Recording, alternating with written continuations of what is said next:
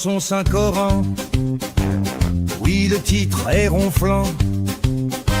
Allah écrit les mots, des lignes, et blanc. Une erreur de grammaire, une de conjugaison. On ne peut rien y faire, trop de contradictions, plein de répétitions. Mais c'est quoi ce torchon?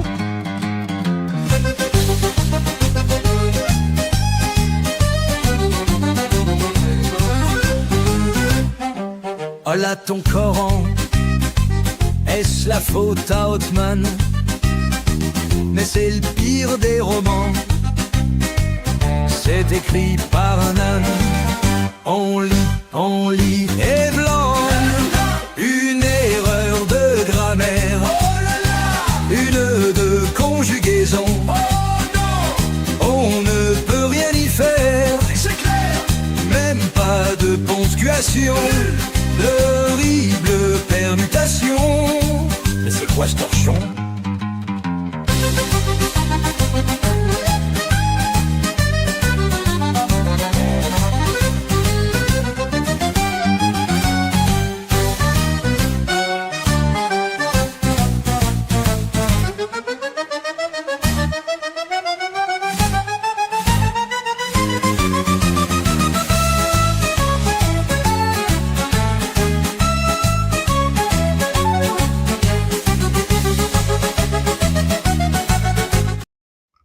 Bon, voilà, à la fin, il n'y a plus de parole. Bonsoir, cher Samy. Bonsoir, Bébert, tu vas bien? Oui, bah, tu sais, voilà, j'ai 38 de fièvre, mais je suis là, je suis présent et on va décortiquer ce Coran grâce à toi.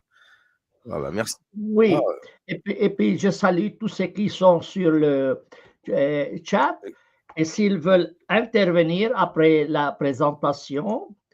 Et, et, donc, il est prévu qu'il y aurait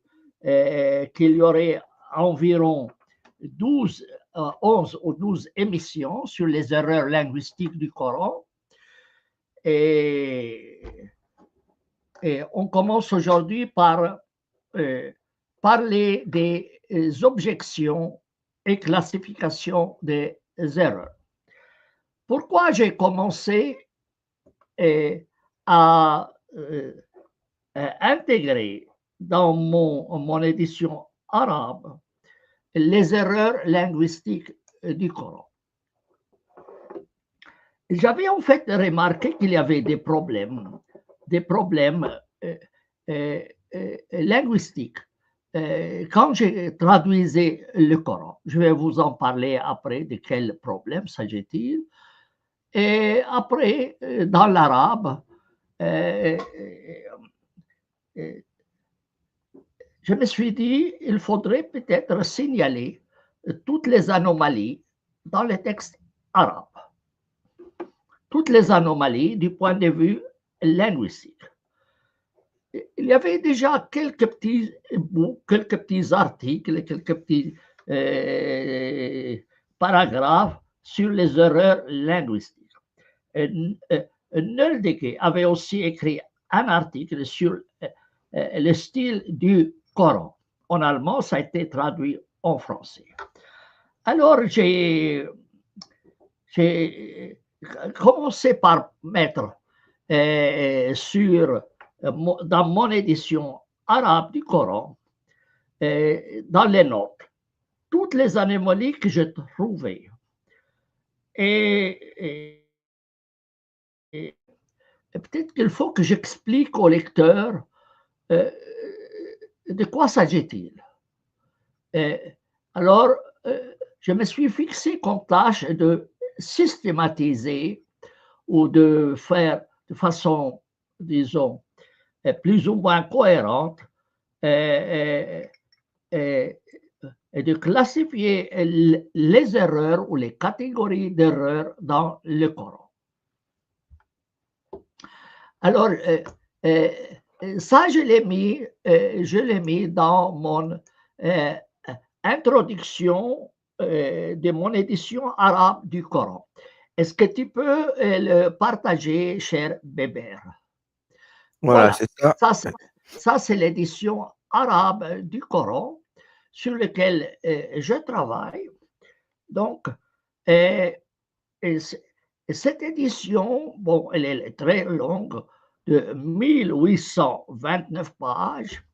Je vais vous montrer l'intérieur. Elle est en 5 colonnes. À gauche, le Coran en alphabet syriaque. Ensuite, le Coran sans ponctuation, sans accent, c'est en style koufi. C'est dans ce style que sont écrits de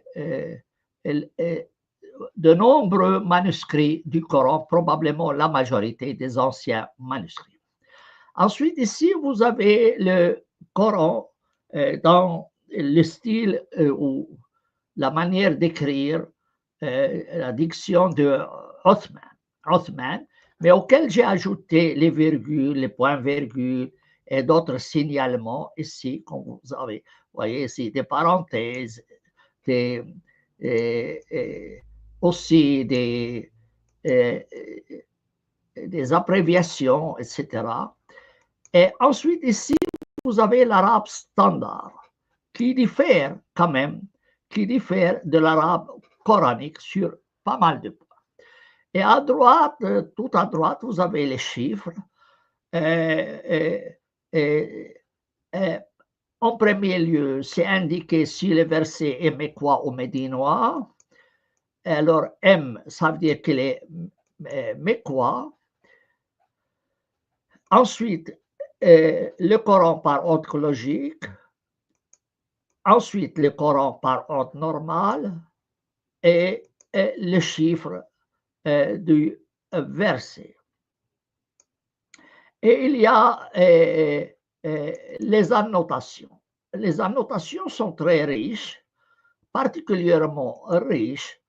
Il y a plus de 6000 notes de bas de page.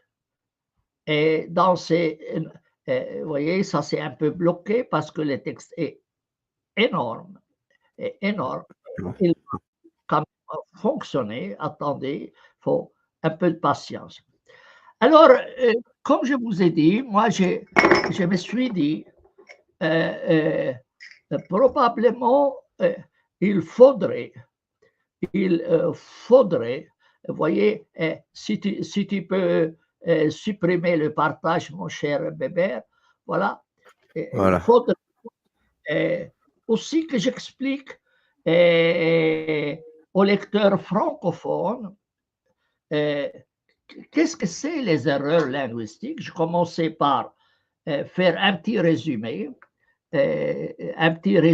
d'une centaine de pages sur les erreurs linguistiques, mais c'est quand même un travail unique dans son genre, un travail unique dans son genre. Puisque, comme je vous dis, à part quelques petits articles ou des paragraphes sur les erreurs, ce sujet n'a jamais été systématisé. Ce sujet n'a été jamais systématisé. Alors, je vais juste attendre que le texte du Coran se mette à fonctionner normalement parce que c'est vraiment un texte énorme. En attendant, oui. tu peux nous dire pourquoi ça n'a jamais été fait comme travail depuis 1400 ans? Oui. Alors, oui, donc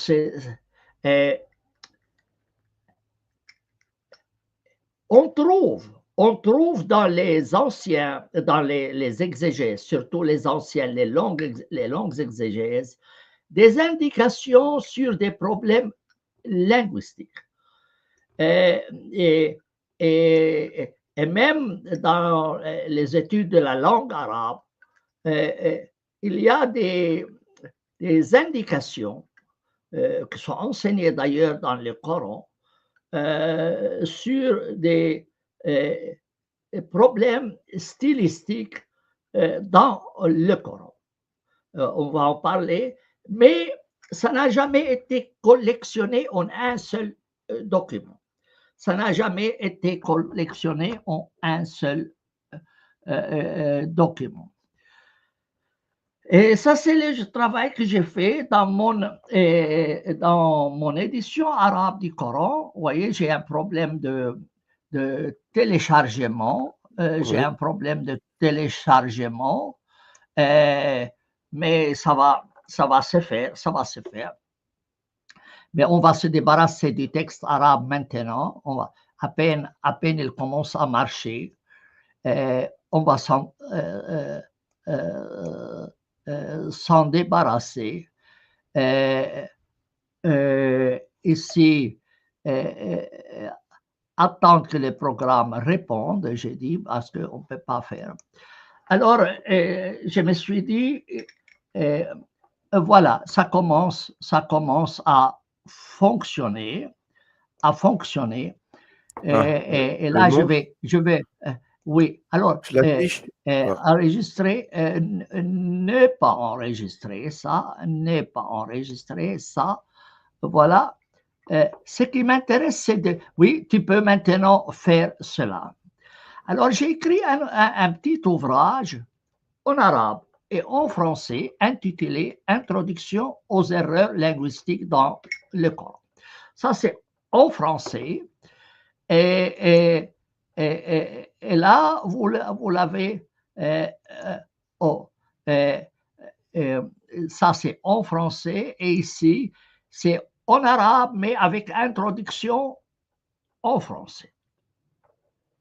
C'est presque une traduction littérale du texte en arabe, plus ou moins, auquel j'ai ajouté les traductions des versets.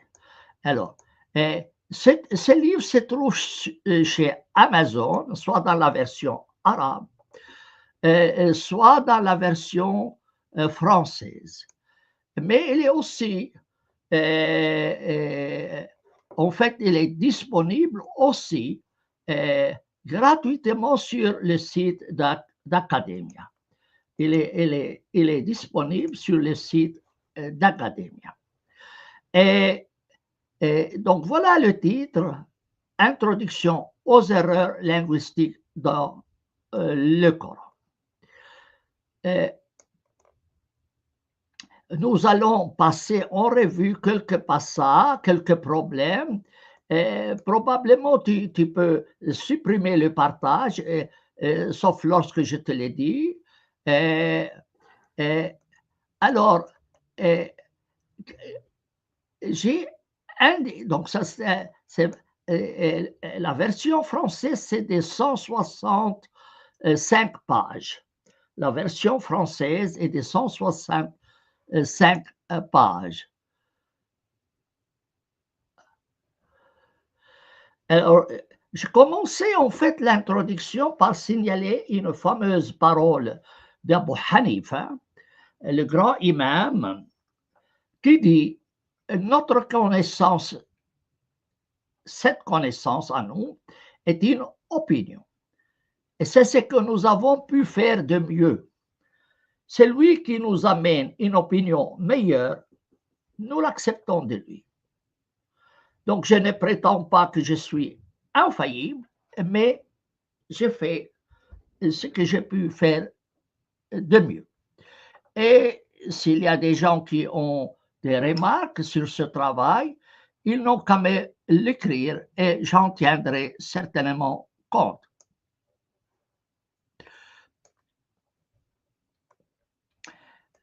La version française, dans mes traductions françaises, anglaises et italiennes, je n'ai fait qu'un tout petit résumé de ces erreurs. Un tout petit résumé, parce que je ne vais pas agacer les lecteurs, mais dans l'introduction de mon édition arabe du Coran, il y a environ 200 pages sur les erreurs linguistiques du Coran. Ou un peu moins peut-être, mais En tout cas, j'ai beaucoup développé cela parce que c'est important qu'on comprenne le Coran. Et, et donc, c'est sur la base de l'introduction de mon livre que j'ai rédigé ce petit livre en français et en langue arabe. J'ai signalé dans l'introduction que certains pourraient penser que mes propos sur les erreurs du Coran visent à ébranler la foi des musulmans dans sa source divine. La foi du musulman dans sa source divine, comme en témoigne la présence d'erreurs linguistiques. La vérité est que même si le Coran est totalement exempt d'erreurs, cela n'en fait pas la parole de Dieu. Chaque livre est un livre humain. Seule la pluie, les météorites et les excréments d'oiseaux descendent du ciel. Et ceci s'applique à tous les livres sacrés, l'Ancien Testament, le Nouveau Testament, le Coran, etc. Il n'y a pas de livre saint à mes yeux. Je ne vois pas de différence entre ces livres et les livres de Mille et une nuits.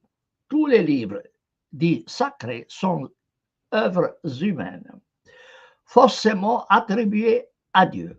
Et sur la base de ma certitude à ce sujet, comme mon intérêt pour les erreurs du Coran n'a rien à voir, ni de près ni de loin, avec l'ébranlement de la foi des musulmans. On va me dire, mais pourquoi tu as écrit ça? Tu veux quoi? Tu veux faire sortir les musulmans de la foi en leur disant votre Coran est plein d'erreurs?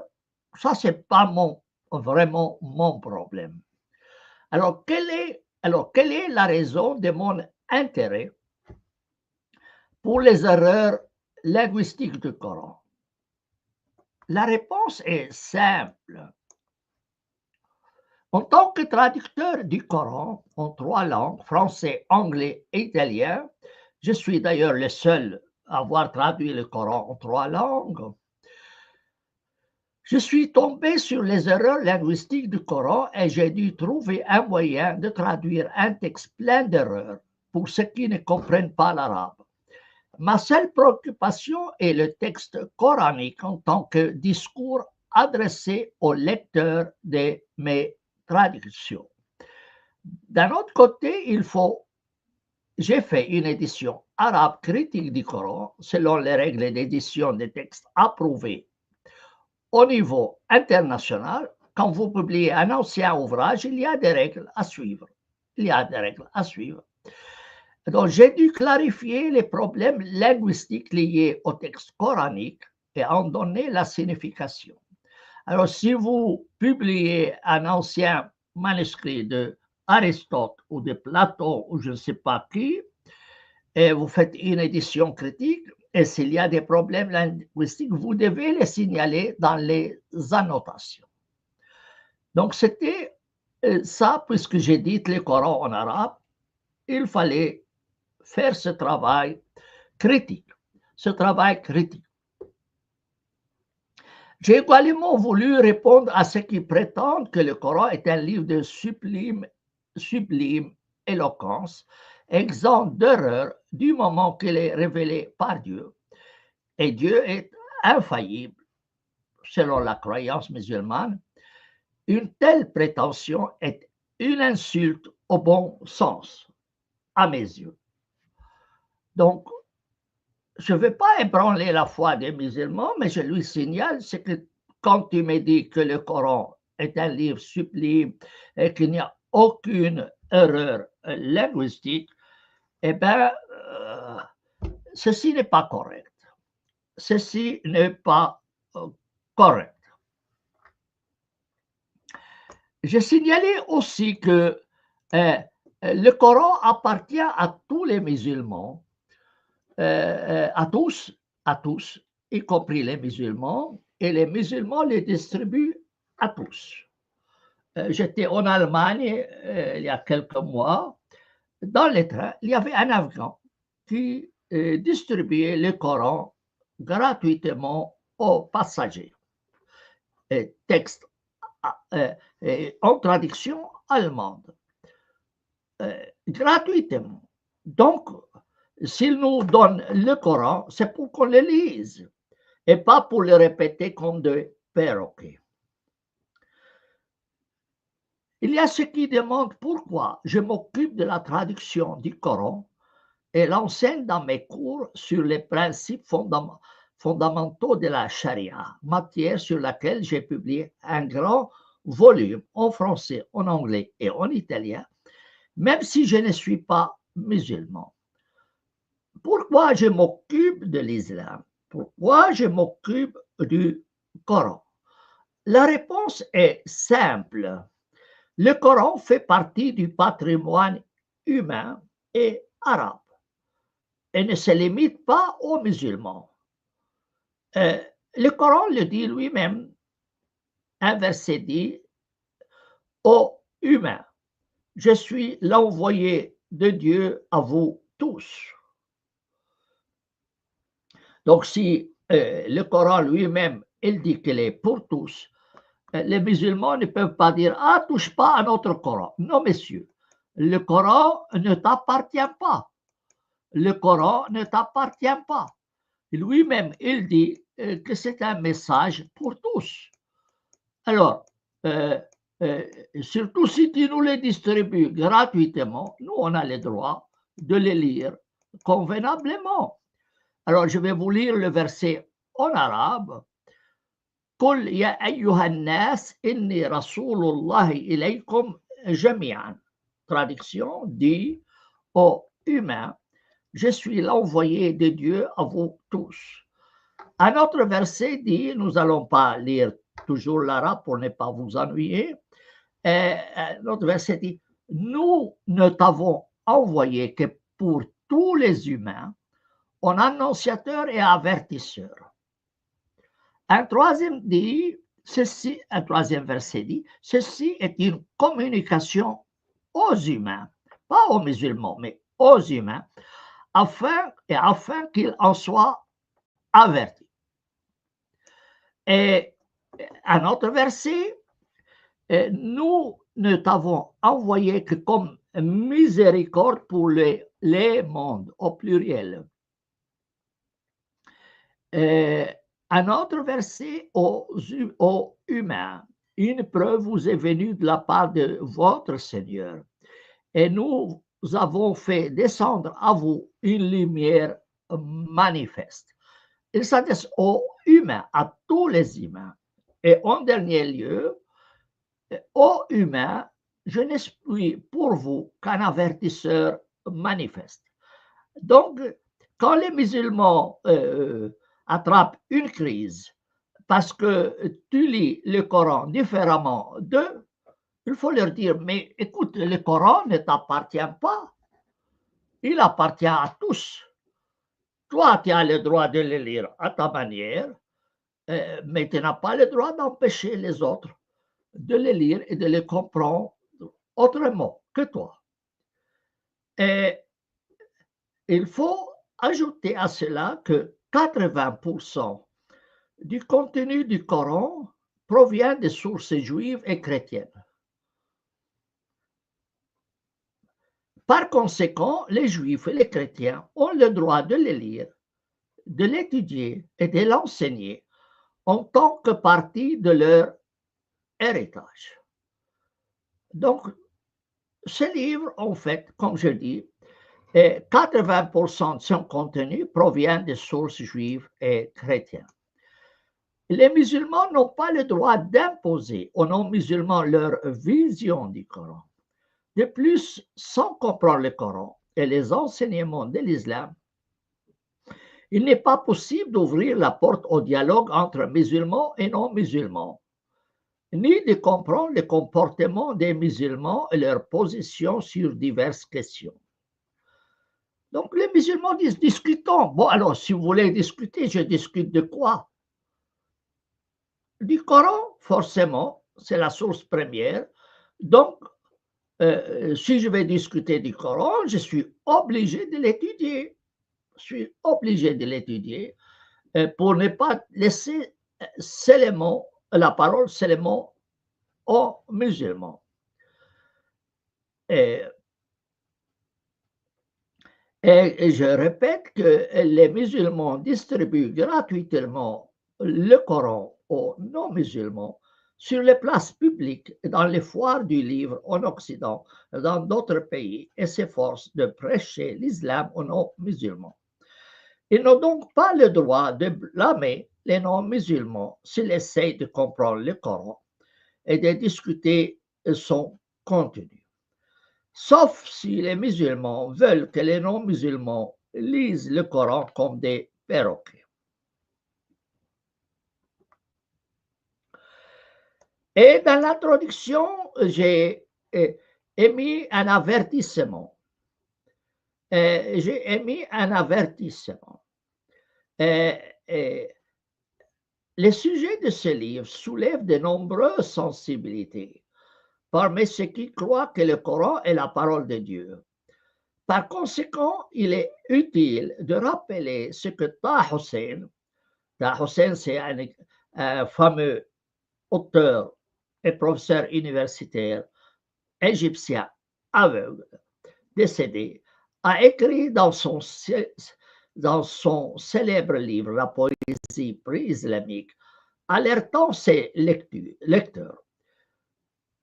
Il dit, lorsque nous discutons de la littérature arabe et de son histoire, nous devons oublier notre nationalisme et toutes ses caractéristiques, oublier notre religion et tout ce qui est lié, et oublier ce qui est contraire à ce nationalisme, à cette religion.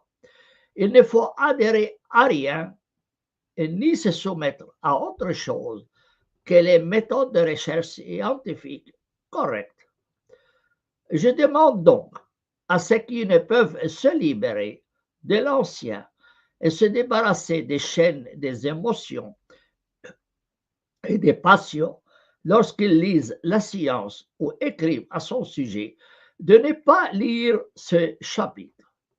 Ils ne peuvent leur être utiles que s'ils sont vraiment libres. Donc, c'est un livre qui s'offre à tous, le mien, mais il faut laisser de côté leur sensibilité.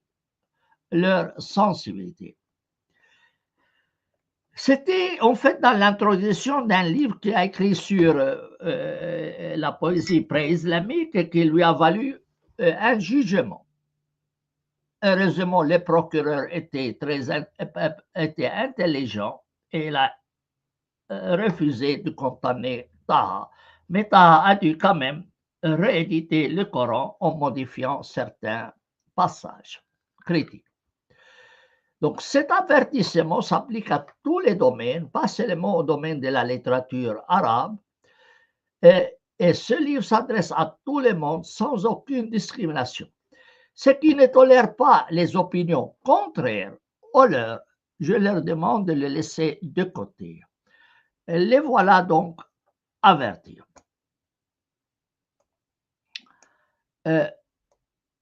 Alors, voilà des avertissements que j'ai mis au début de ma traduction. Je vous répète, cet petit ouvrage que j'ai d'ailleurs développé par la suite dans mon édition arabe, on n'arrête jamais le travail sur des textes aussi importants que le Coran. Alors, je commence en premier lieu à signaler la réponse aux objections. Les musulmans croyants, ignorants ou éduqués n'acceptent pas l'idée que le Coran comporte des erreurs linguistiques. Il n'y a pas de place ici pour reproduire leurs objections. Je me contente de signaler aux intéressés un prêche enregistré écrit par Adnan Ibrahim. C'est un réformiste qui vit à Vienne. Il a écrit, il a fait un prêche intitulé Les défis du Coran. C'était le 1er mai 2015, où il me critique moi-même. Il me critique d'après les contenus, je ne vois pas qui il pouvait viser autre que moi. Donc, il a critiqué dans une grande partie de ce prêche ceux qui prétendent que le Coran contient des erreurs linguistiques. Et un autre auteur égyptien a écrit un article dans un site arabe fameux, le Hiwar al-Mutamaddin, où il me mentionne. Il s'appelle Islam el-Buhayri, cet auteur. Réponse à Sami el-Dib est la preuve de l'ignorance de ceux qui disent qu'il existe des erreurs grammaticales et linguistiques dans le Coran. C'est clair que lui, il dit, il veut répondre à moi et veut présenter la preuve de l'ignorance, donc mon ignorance à moi, quand j'ai dit qu'il y a des erreurs grammaticales et linguistiques dans le Coran. C'est un long article qui est publié dans le Hiwar al-Mutamaddin le 11 janvier 2015. En résumé, ces deux critiques disent que les opposants du prophète Mahomet et les érudits de la langue arabe n'avaient auparavant pas trouvé d'erreur dans le Coran et que les règles grammaticales de la langue arabe sont basées sur le Coran.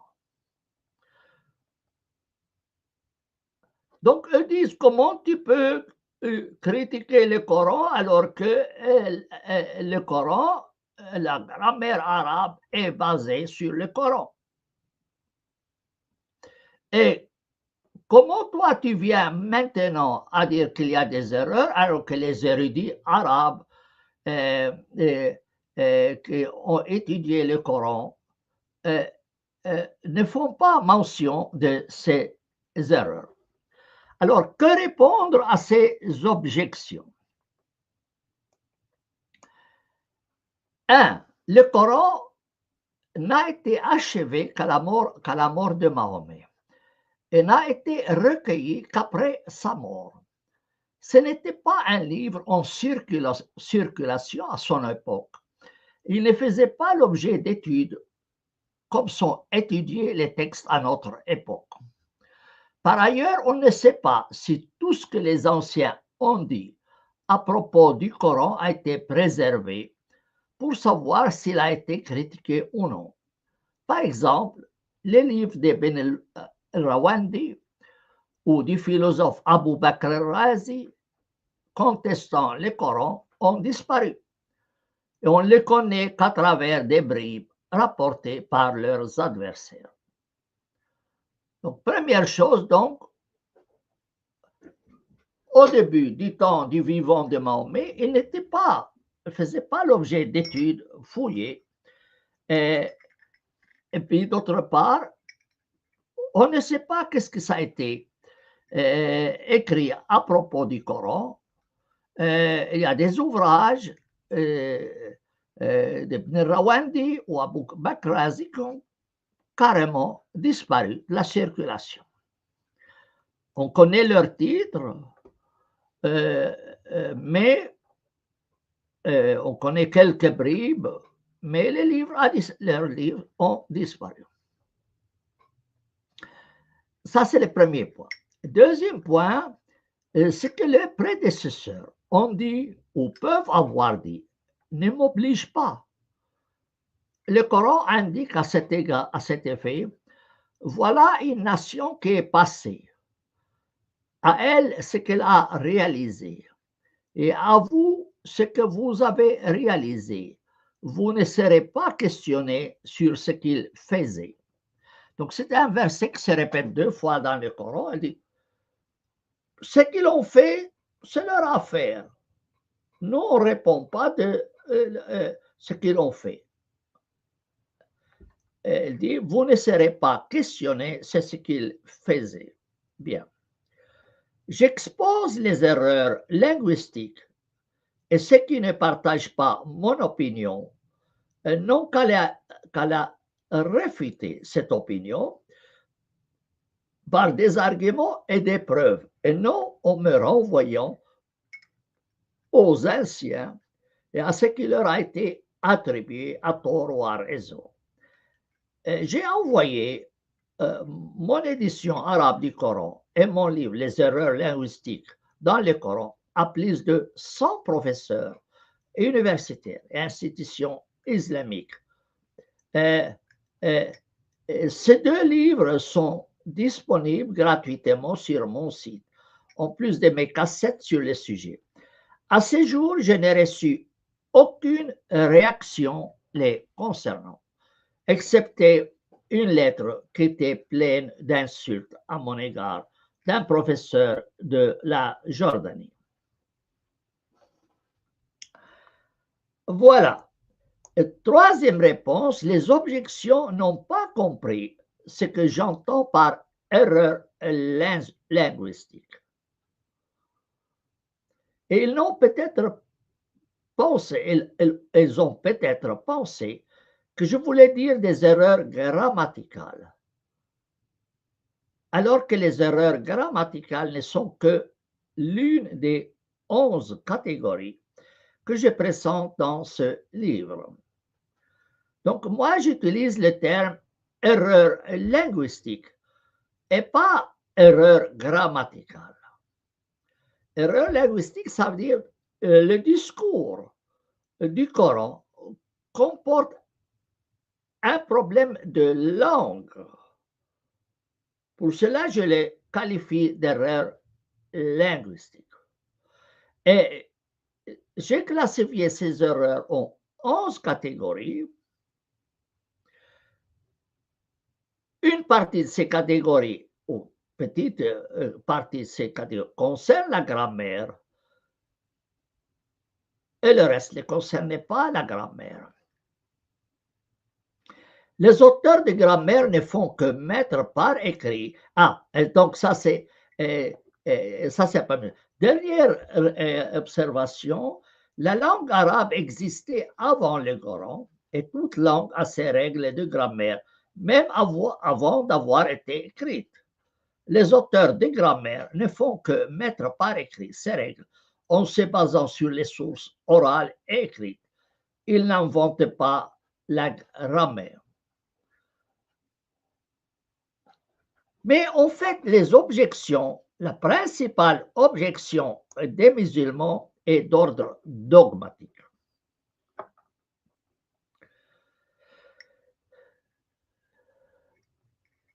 Les musulmans estiment que le Coran est la parole de Dieu et il n'est pas possible pour Dieu de faire des erreurs.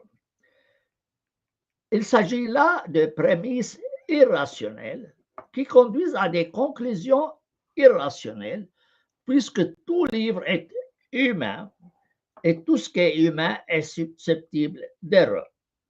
Donc, dès le début, ils se trompent. Quand ils vous disent que le Coran est parole de Dieu, évidemment, on ne peut pas discuter avec quelqu'un qui vous dit que le Coran est parole de Dieu. Non. Lui, il parle de l'idée de Dieu est parfait, donc il ne peut pas faire des erreurs. Eh bien, moi, je ne parle pas de ce principe. Pour moi, le Coran est une œuvre humaine et texte linguistique, et c'est ce texte qui m'intéresse. Je n'ai aucune possibilité de vérifier avec le bon Dieu si ce livre a été écrit par lui ou pas. Il n'y a aucune. Et depuis 14 siècles, les musulmans n'ont pas pu nous convaincre ou convaincre les chercheurs que le Coran est parole de Dieu. D'ailleurs, la majorité des habitants de la terre ne sont pas musulmans. Et la majorité des musulmans ne comprennent même pas le Coran. Alors, bien.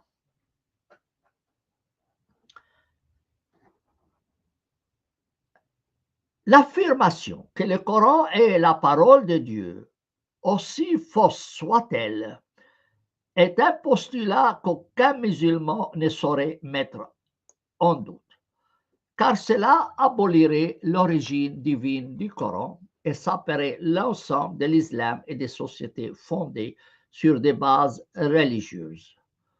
En général, le croyant regarde la parole du Coran et non sa signification. Il est convaincu que le texte vient de Dieu et en aucun cas il ne peut y avoir de carence ou d'erreur. S'il voit un défaut dans le Coran, il l'attribue à ses déficiences personnelles, pas au Coran. Les musulmans s'accusent et n'accusent jamais le Coran. Le grand exégète Al-Tabari dit explicitement dans le Coran, aucune partie ne dément une autre et aucune partie ne contredit l'autre. Ce que les gens ignorent du Coran provient d'une défaillance dans leur cerveau et de leur ignorance. Donc, si tu prétends qu'il y a une erreur dans le Coran, tu as tort. Ce n'est pas le Coran qui a une erreur, mais c'est ton cerveau qui a l'erreur. C'est ce qui a poussé les musulmans à ne pas changer l'orthographe du Coran pour correspondre à l'orthographe habituelle ou à renoncer à l'introduction de signes et de ponctuation modernes, car cela signifierait passer à un texte meilleur que le texte actuel et mettrait en question la perfection de Dieu. Et vous savez, le texte du Coran qui est en distribution ne contient pas de virgule, point d'exclamation et tout cela. Et même auparavant, il ne contenait pas d'accent ni de points. Bon, ça, ils les ont ajoutés pour faciliter la lecture. Mais jusqu'à aujourd'hui, ils n'ont pas ajouté la virgule, les points-virgule, les points d'exclamation, les points d'interrogation. Alors, parce qu'autrement, cela signifie qu'il faut revoir la version du Coran. Le Coran dit un livre arabe sans tortuosité. Peut-être craindront-ils. Un autre verset dit, le faux ne l'atteint ni par devant lui, ni par derrière lui. Une descente de la part d'un sage, d'un louable. Et troisième verset, il n'est pas questionné sur ce qu'il fait, mais ils seront questionnés. L'Azhar, la plus fameuse institution du monde islamique et sunnite, a commenté ce dernier verset. Donc, il dit, il n'est pas questionné sur ce qu'il fait, mais ils seront questionnés. Il dit, on ne peut pas demander des comptes à Dieu et on ne le questionne pas sur ce qu'il fait parce qu'il est unique en honneur et en autorité. C'est le sage, le savant. Et donc, il ne peut pas se tromper. Les gens, en revanche, sont responsables de leurs actes et on leur demande des comptes à propos de ce qu'ils font parce qu'ils se trompent à cause de leur faiblesse, leur ignorance et leur soumission aux passions. Donc, on ne peut pas ouvrir le Coran et puis dire au bon Dieu, « Hey, là, tu as fait une erreur. Qu'est-ce qui t'est arrivé? » Tu ne peux pas. Tu ne peux pas lui poser une telle question. Dieu est parfait. Zamakhshari, un autre exégète fameux, écrit la coutume veut que les rois et les hommes puissants ne soient pas questionnés sur leurs actions et leurs ordres, malgré le fait qu'ils soient exposés à l'erreur. À plus forte raison, le roi des rois et le maître des maîtres qui les a créés et qui pourvoit à leur survie ne saurait être questionné sur ses actions.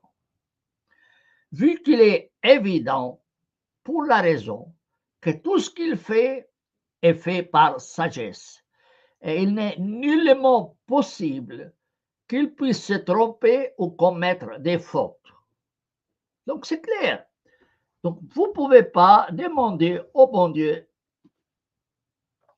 pourquoi il a écrit ça faux. Dieu ne peut pas faire de faute. Non.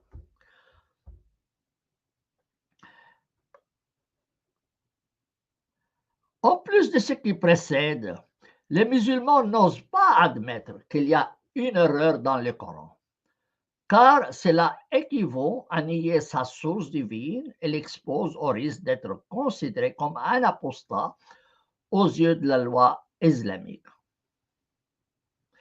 Donc le croyant ne peut pas. Contrairement aux croyants, les chercheurs indépendants qui n'est pas soumis à des pressions estiment que chaque texte, aussi sacré soit-il pour ses adeptes, est un texte humain susceptible d'erreur, que ce soit sur le plan de la forme que sur le plan du contenu. En ce qui concerne les erreurs linguistiques, les chercheurs traitent du Coran comme ils traitent d'un livre de mathématiques ou de physique. Ils ne regardent pas le contenu, mais plutôt l'intégrité de la langue dans laquelle ce livre a été écrit. Et certaines erreurs dans le Coran ont parfois été corrigées par les variantes. Donc, des auteurs musulmans ont signalé que ce mot dans le Coran a été lu différemment pour pouvoir le corriger. Bien. Mais ces variantes ont parfois empiré les choses, d'autant plus que certains mots du Coran ont plus de 10 variantes contradictoires.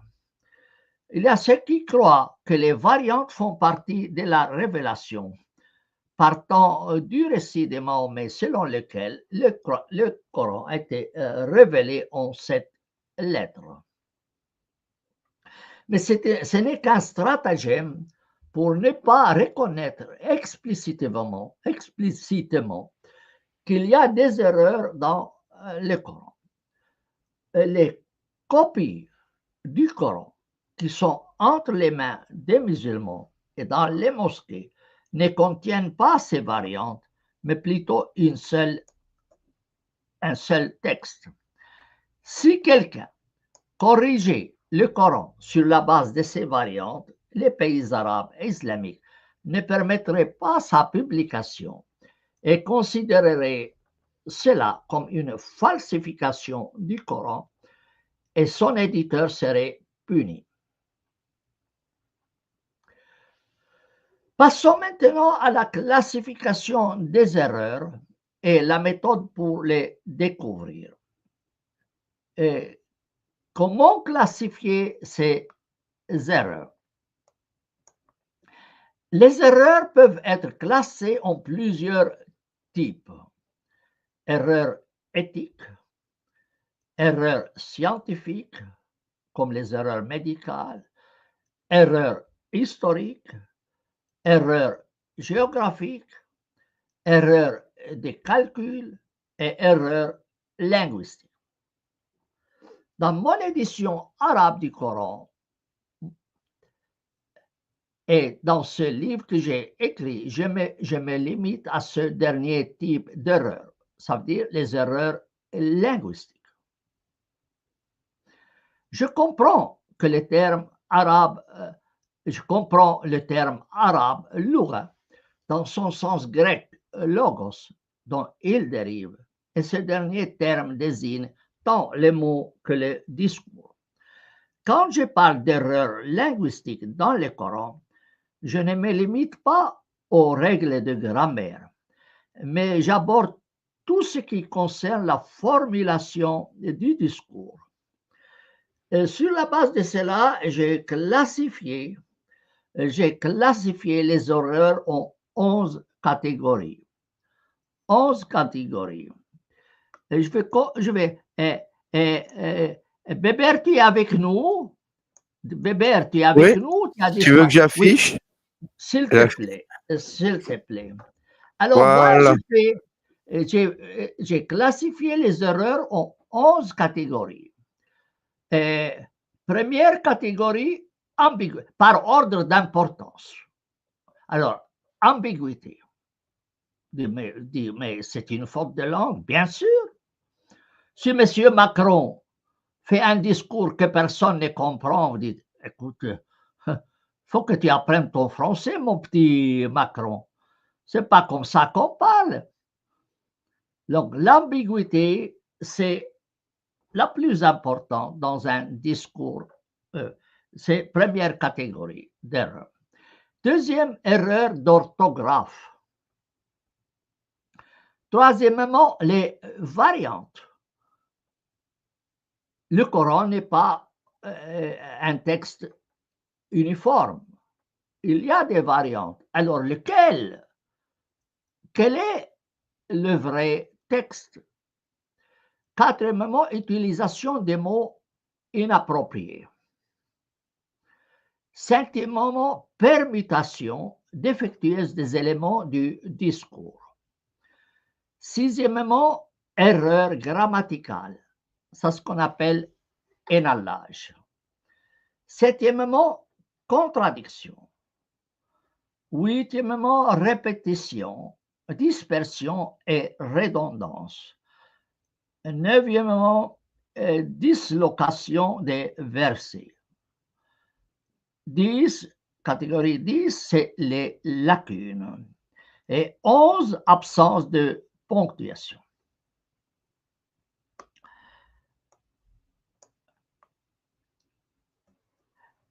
Découvrir les erreurs linguistiques du Coran n'est pas une tâche facile, soit à cause du caractère sacré du texte, soit par accoutumance, soit à cause de la présentation des éditions arabes sans ponctuation et sans séparation des paragraphes.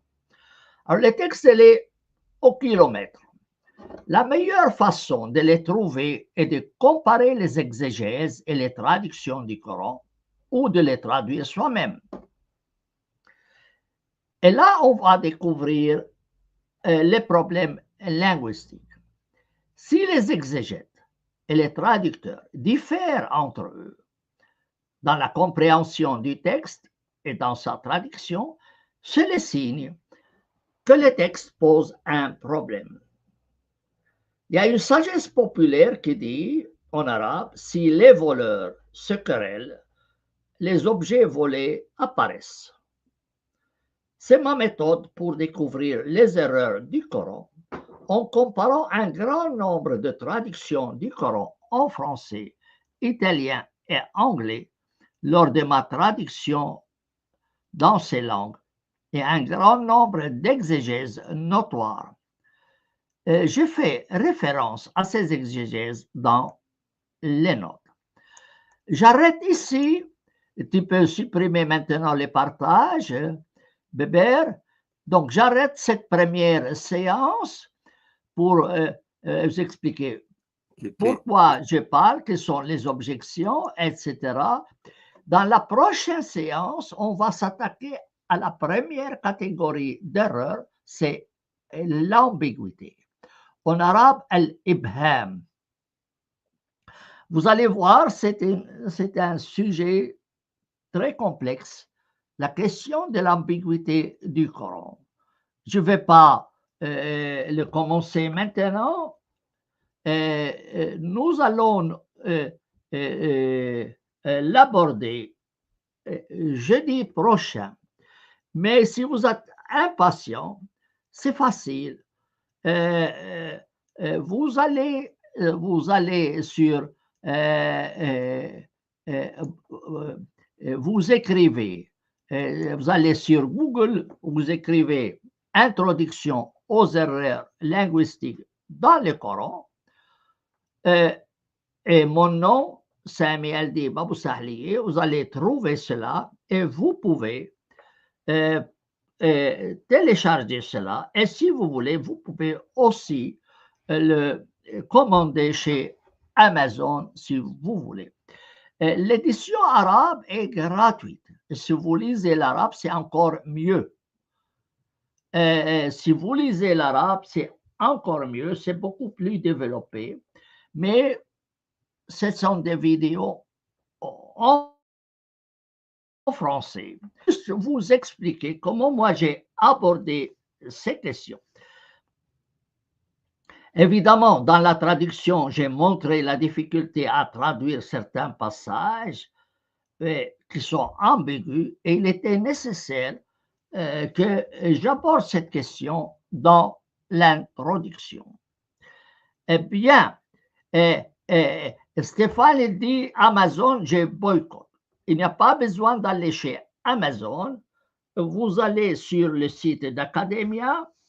Academia, il est gratuit. J'ai mis le lien en tout cas sur ma chaîne dans la description. Oui, oui. Alors, donc, vous n'avez rien à payer, sauf si vous voulez la version papier, ça, j'y peux rien. Vous devez l'acheter chez Amazon. Mais il n'est pas nécessaire de l'acheter chez Amazon. Voilà. Si quelqu'un de vous voudrait intervenir, qu'il le fasse. Et puis, j'essaierai de répondre. J'ai mis le lien du StreamYard.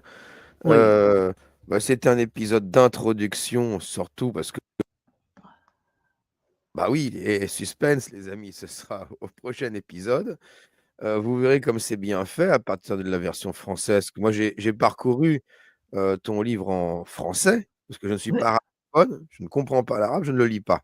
Mais les explications sont très bien faites, en fait. Même si on ne comprend pas l'arabe, sous forme de tableau, sous forme d'explication, on comprend très bien la problématique. Oui, effectivement, quand j'ai commencé, au début, donc moi je l'avais écrit dans ma préface, dans l'introduction de mon édition arabe du Coran, et après j'ai repris les éléments, j'ai les arrangés pour faire une publication séparée, et après je me dis, ah, si j'allais le traduire en français. C'était pas si simple. C'était pas si simple comment aborder ce sujet en langue française. Surtout que ça concerne des textes, des passages du Coran en arabe. Mais je pense que ça a été une entreprise plus ou moins réussie. Plus ou moins Moi, j'ai trouvé réussie. que c'était très, très clair, très pédagogique. Alors, tu as vu, il y a une question, c'est quand? Parce que ça, tu en as parlé dans ton livre Alif Lam Mim. C'est quand qu'on va en Oui, parler? Ah, mais ça, on va en parler. C'est très bien. Alors, dans le premier, la première ambiguïté dans le Coran et qui saute aux yeux, c'est que quand vous ouvrez le Coran, le chapitre 2, la sourate 2 du Coran, il commence par, on va le lire, Alif Lam Mim. Alors tu te dis, mais qu'est-ce que c'est? Alors, ça c'est un problème. C'est un problème sur lequel il y a beaucoup de choses qui ont été écrites. Je vais vous présenter ce problème dans le cadre de l'ambiguïté. C'était d'ailleurs le premier problème auquel je me suis heurté quand j'ai acheté la première version du Coran. Quand j'avais 16 ans, je l'avais pris dans la montagne pour le lire. Je vois Alif Lam Mim, je dis diable, mais qu'est-ce que c'est Alif Lam Mim? Ça signifie quoi? Alif Lam Mim. Vous voyez, alors, oui, absolument incompréhensible. Et j'ai dû évidemment aborder cette question. J'ai dû aborder cette question dans mes traductions et dans mes dans mon édition arabe du Coran. Donc, ayez de la patience. On ne va pas aborder toute la question aujourd'hui, mais si vous êtes pressé, allez sur le site d'Academia où vous écrivez Sami El-Dib, introduction aux erreurs linguistiques dans le Coran, et vous téléchargez le livre, vous le lisez.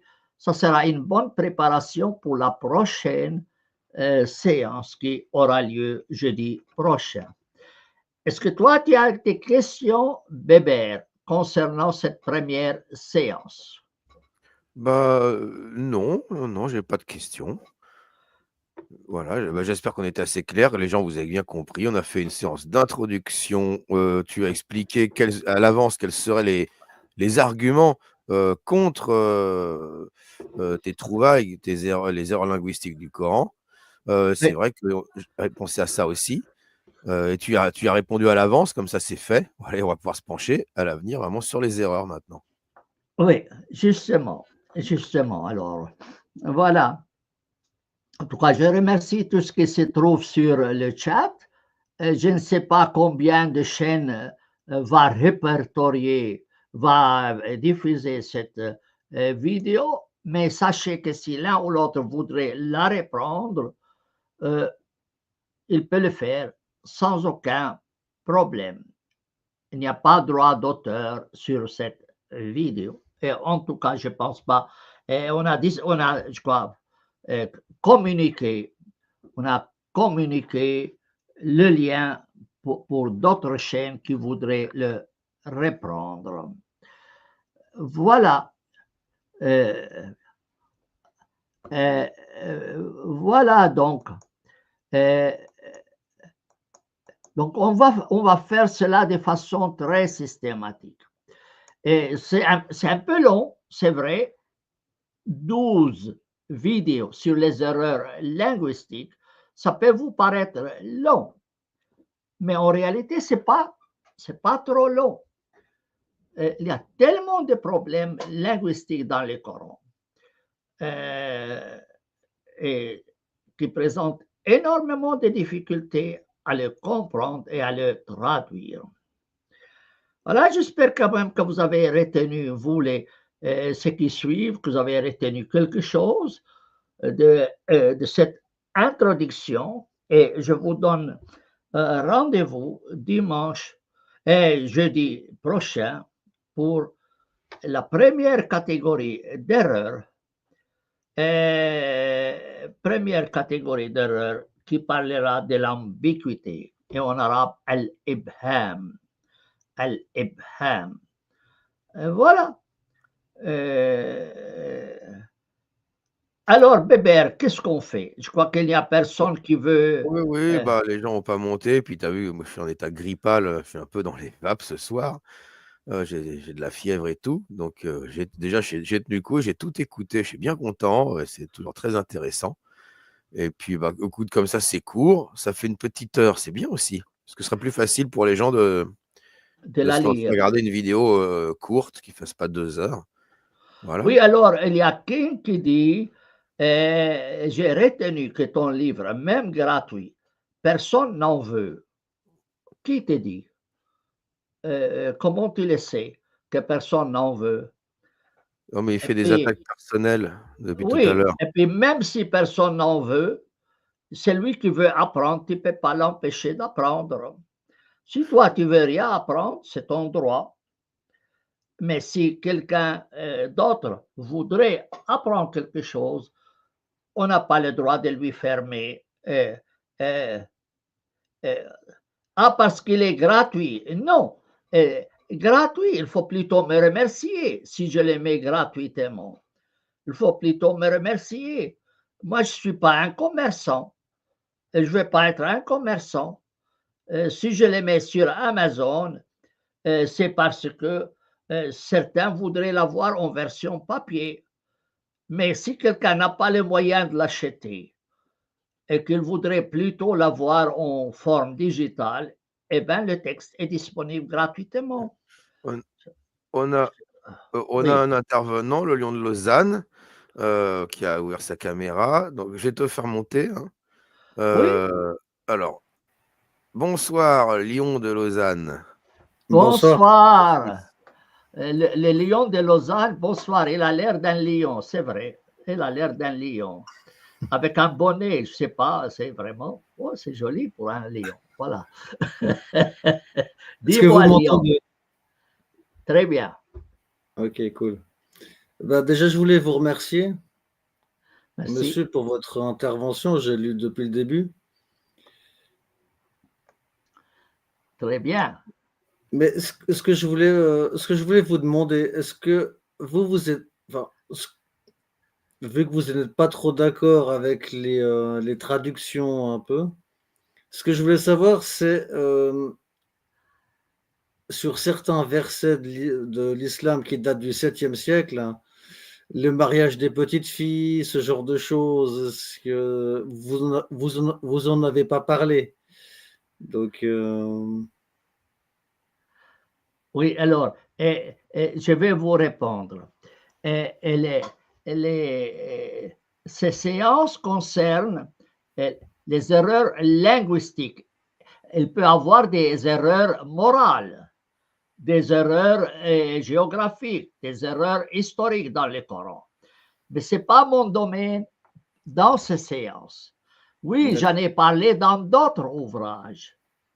J'ai écrit un livre sur introduction au droit musulman et un autre introduction au droit arabe, en français aussi disponible, en italien, voire en anglais, etc. J'ai un petit livre, puisque vous êtes de Lausanne, comparaison entre les normes suisses et les normes musulmanes. Un petit livre de 70 pages. Mais là, je me concentre sur les erreurs de la langue. Vous avez saisi mon problème? oui, le vieux arabe et le nouveau arabe. Enfin, Surtout, aussi ça. Mais comme traducteur, on va trouver un texte qui n'est pas clair en arabe. Alors, vous allez dire, comment je vais le traduire? Et pourquoi ce problème se retrouve ailleurs? Et pourquoi un tel mot a été écrit de cette façon? Dans un verset d'une autre façon dans un autre. Alors, tout ça, c'est des problèmes langues auxquels est heurté le traducteur. Et comme je suis aussi éditeur du Coran en arabe, il est de mon devoir de signaler dans les notes de bas de page ces problèmes linguistiques. L'édition des manuscrits obéit à des règles très strictes, très strictes. Et si vous tombez sur un passage qui n'est pas clair, vous devez le signaler dans les notes.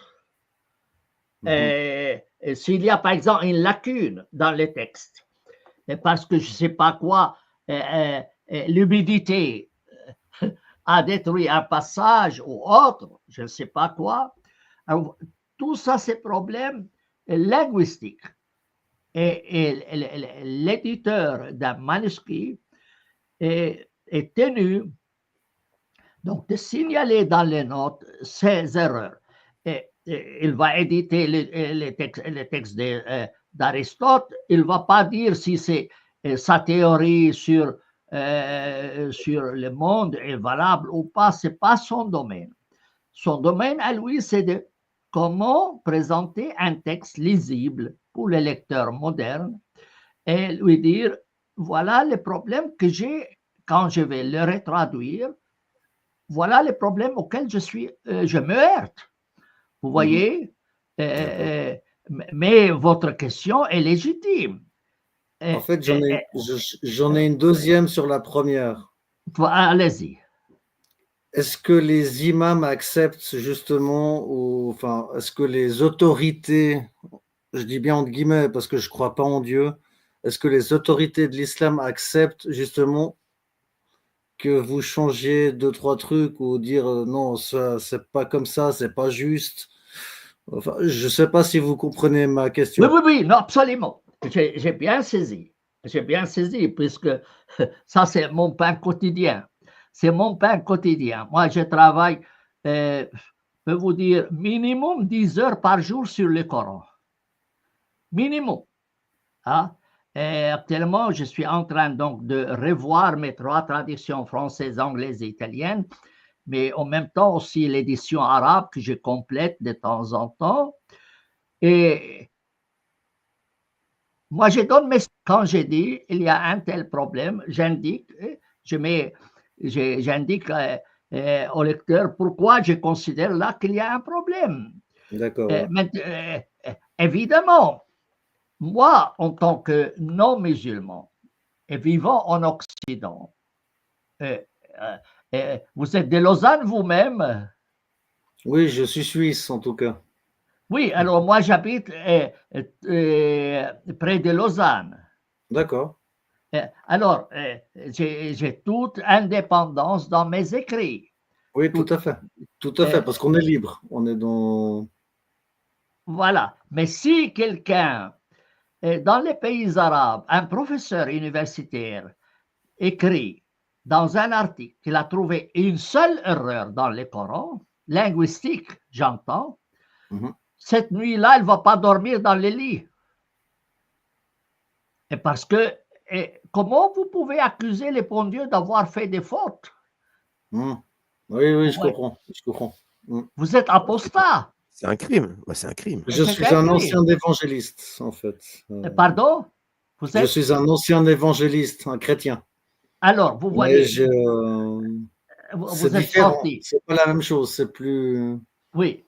Oui. Plus doux. Alors, j'ai une amie de l'Afrique du Nord qui étudiait les études islamiques. Elle va chez son professeur. Il lui dit d'islamologie. Il lui dit j'ai un copain, j'ai une connaissance qui dit qu'il y a dans le Coran des erreurs linguistiques. Est-ce que c'est vrai? Il lui pose la question. Il dit Monsieur Aldeb, c'est un mécréant. Vous n'avez pas le droit de le lire. Il ne faut pas le lire. Et il lui dit mais comment vous savez qu'il est mécréant? Vous l'avez lu? Vous l'avez lu pour savoir que c'est un mécréant? Et est-ce que c'est vrai ce qu'il dit? Il lui a dit, ma fille, laisse tomber cette question. J'ai quand même ma femme et mes enfants que je dois nourrir. C'est là les problèmes. C'est là les problèmes. Mais ça ne veut pas dire que tous les musulmans sont des abrutis. Hein? Il y a des gens qui se rendent compte. Mais allez l'écrire. Allez le dire. J'ai écrit à un professeur d'Alger. Je lui dis, invitez-moi, je donnerai un cours à vos étudiants sur ce sujet. Vous savez qu'est-ce qu'il m'a répondu? Oui, vous venez en classe donner un cours et moi je vais dormir dans la rue. Eh oui. Et il sera chassé immédiatement de la classe. Il sera chassé immédiatement de la classe. Et il ne peut pas. Il ne peut pas. Il y a une étudiante qui a dit qu'il voulait faire une thèse en masse et faire des recherches sur mon livre pour ses études à Hébron.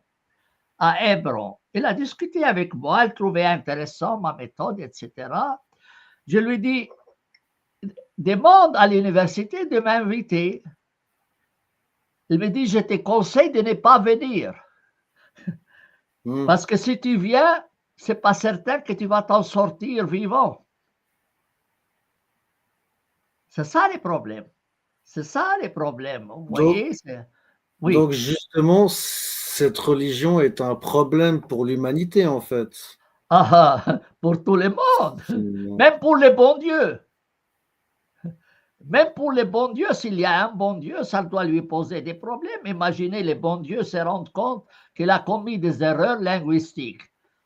C'est grave. Il va se dire, mais ce livre, ce n'est pas de moi. J'ai aucun rapport avec ce livre. Oui. En fait, j'avais une dernière question. Mais vous pouvez poser toutes les questions que vous voulez. C'est gentil. Merci beaucoup. Ce que je voulais dire, c'est que si ces textes, ils ne changent pas, parce que ça fait quand même 1400 ans qu'ils existent, Mais s'ils ne veulent pas changer leur façon de faire ou d'être, ou bien enfin, je sais même pas comment dire, tellement il y a certains versets dans le Coran qui m'horripilent, tellement c'est horrible. Je Genre le sais. mariage des petites filles, l'esclavage des gens, comment on peut s'en occuper, comment on peut faire, comment ça. Mais le christianisme, par exemple, il a changé un peu ses dogmes. Il a dit, OK, on va quand même, on va plus mettre les gens sur on va plus On ne les va pas brûler, couper les têtes. Oui. les- Mais l'islam n'a pas changé sa façon d'écrire, enfin, sa façon d'être, sa façon de. Je sais même pas comment dire, parce que Non, je c'est pas dans mon comprends. ADN, quoi. C'est pas dans mon. Non, je comprends vos interrogations. Mais rassurez-vous. Alors, euh, euh, il y a de nombreux sites Internet euh, euh, qui sont dirigés par des ex-musulmans ou des gens qui ont quitté l'islam et qui abordent tous les sujets de l'islam qu'on veut. Tout. Oui, les apostats, je les suis. Je les suis Oui, parce que je m'intéresse beaucoup à ce genre de choses. oui. Mais, Je suis un et, peu et, philosophe, donc ah, moi, je m'intéresse à tout. Donc, oui, mais eux ne peuvent pas le faire à visage découvert. hmm, Ou s'ils le font, c'est parce qu'ils sont en Occident, ils se considèrent protégés. Mais vivre dans les pays arabes et dire qu'il y a une erreur dans le Coran linguistique, sans parler des questions morales, mhm, c'est encore plus grave les questions morales. La question de la langue, on peut s'en passer à la rigueur. On peut fermer les yeux. Sauf pour un traducteur comme moi, je suis obligé de passer par là. Parce que comment mhm, voulez-vous que je traduise? Et si je fais une édition arabe du Coran que je considère meilleure que celle du Caire ou de l'Arabie Saoudite, je suis obligé de m'attaquer à ces questions. Vous voyez, et ça ne peut être fait que dans une certaine liberté. mhm. Il faut Ouais. avoir une liberté d'expression. Mm. Oui, dites-moi. Avec les réseaux sociaux, on l'a de plus en plus, en tout cas une liberté d'écoute, même si on n'a pas une liberté d'expression, on a une liberté de voir, d'écouter, avoir accès à Internet. Moi, je suis plutôt confiant dans l'avenir sur une réforme future de l'islam. Je ne sais pas, par contre, si c'est à moyen terme ou à long terme, hein, mais comme toute religion, rien ne résiste au temps, surtout quand c'est faux, d'ailleurs. Le temps finit par tout ronger. Et il ne faut pas toujours avoir. Il y a beaucoup de gens qui me disent, quand je dis que l'islam va se réformer, y compris, je parle de l'islam sunnite, va s'adoucir et se réformer. Moi, je suis persuadé de ça. Beaucoup de gens me disent, oui, mais non, parce que tant que le Coran est divin et les gens sont accrochés à ça, mais il ne faut pas non plus penser que l'islam sunnite, c'est le wahhabisme ou le salafisme. Il y a plein de courants minoritaires au sein de l'islam sunnite et il faut bien comprendre que dans l'islam, sur chaque sujet, il y a tout et son contraire, tout le temps. Mhm. Il n'y a pas un seul sujet, un seul propos où il n'y a pas au sein même de l'islam la contradiction. Donc après, il faut refaire le tri. Et à force de critiquer l'islam, d'entendre ces critiques, les musulmans, peut-être par la base, parce qu'en haut, eux, les imams, alors c'est des tocards, hein, les imams sont vraiment nuls, hein, mais par la base, les musulmans auront peut-être à force envie de faire bouger les choses eux-mêmes. Et il y a beaucoup d'universitaires et de chercheurs musulmans qui, qui font bouger, qui commencent à étudier la question, hein. Oui, dis-moi, Léon, il y avait une autre question.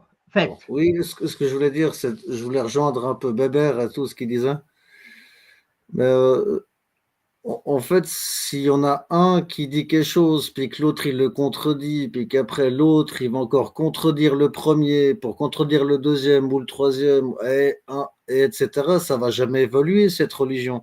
Enfin, pour moi, c'est une secte, hein, parce que franchement, ce qui se passe dans le monde et puis ce que ces gens y font dans le monde, genre en Irak, ils ont réaccepté de se marier avec des gamines de 9 ans. Mais sérieusement, quoi, ça peut pas continuer longtemps comme ça. Les gens, ils vont péter un plomb au bout d'un moment. Ils vont devenir fous. Ils vont se dire, mais on n'est plus au 7e siècle, quoi. Les Bédouins et tout, c'est bon, retournez dans votre désert. Puis, enfin, je ne veux pas être agressif vis-à-vis de Non, l'islam, non, mais je c'est comprends. eux qui sont agressifs avec nous au bout d'un moment. C'est presque le contraire, en fait, de ce qu'ils veulent nous faire croire. C'est- Oui, mais bon, vous avez absolument raison. Mais je voulais là venir à un point et je voulais votre avis. En fait, j'ai parlé à Bébert avant de commencer cette émission hors ligne. C'est que je vais essayer de mettre en rouge les versets problématiques pour que quand même les lecteurs, quand ils lisent mon édition arabe ou ma traduction, ils disent « Ah, il me l'a mis en rouge. Pourquoi ?» Mais dans l'introduction, je vais dire que ces versets ne correspondent plus au principe de l'humanité d'aujourd'hui. Et au lieu qu'ils les lisent à la longue, au kilomètre, qu'ils s'arrêtent et disent « Ah, M. Aldeb a mis en rouge. » C'est comme les clignotants rouges dans la circulation routière, n'est-ce pas? Vous mettez les clignotants rouges, faites attention, si vous passez maintenant, vous risquez de vous faire écraser par la voiture. Vous voyez? Et que pensez-vous de cette méthode? Est-ce que vous avez un autre choix? Bon, j'ai déjà mis un avertissement au début de mon édition française, anglaise et italienne et arabe, en disant il faut les lire avec un œil critique et j'ai signalé les problèmes. J'ai signalé les problèmes que ça pose dans un avertissement général au début. Mais ça, je l'ai commencé hier, de colorer les passages qui posent problème. Que pensez-vous de cela? C'est une bonne idée, justement, alors, de pardon, mettre je sur crois un que Coran une ligne rouge, c'est une bonne idée, ou de souligner justement les. Le mettre en rouge, en écriture rouge. Ouais, c'est pas mal. Je pense que c'est pas mal. J'ai pas lu votre livre, hein, mais je lis le Coran. J'ai un Coran chez moi. Mais vous lisez l'arabe? Non, non, non, non, je l'ai en français. Oui, J'ai oui. Alors, une copie en français, donc. mais j'ai ma traduction française du Coran que je suis en train de revoir aussi, elle est disponible gratuitement. Et elle est dans l'ordre chronologique. Donc, moi, j'ai reclassé les chapitres du Coran. J'ai reclassé, je l'ai mis par ordre chronologique. Et donc, si vous allez, vous écrivez Sami Aldib, le Coran, etc., et Academia, vous allez le télécharger gratuitement, ma traduction. Alors, je peux vous donner un lien maintenant où j'ai environ 70 ouvrages environ. Et ces ouvrages sont tous disponibles gratuitement. Alors, je vais vous donner peut-être un lien ici dans les chats. Je vais vous donner un lien dans les chats qui vous indique mon site à moi avec les liens, soit pour Amazon, soit gratuitement pour chez Academia. Alors voilà, je vais vous donner ici dans les voilà, dans les chats. Voilà, c'est indiqué Sami Aldib Books, n'est-ce pas? Le dernier. Et là, vous pouvez donc entrer dedans. Si vous entrez dedans, vous avez toute la liste de mes ouvrages. Vous avez le choix entre Amazon ou Academia gratuitement. Gratuitement. Bien, je l'ai noté, merci. Oui, et surtout aussi, donc, moi j'ai reclassifié les chapitres du Coran, réorganisé le Coran pour savoir comment ça a commencé, comment ça s'est terminé, etc., avec ma propre théorie. Et ça m'intéresse. Et là même, si vous téléchargez, si vous allez sur ce site-là, vous avez mon adresse. vous avez mon adresse. Je vais vous les mettre d'ailleurs ici maintenant.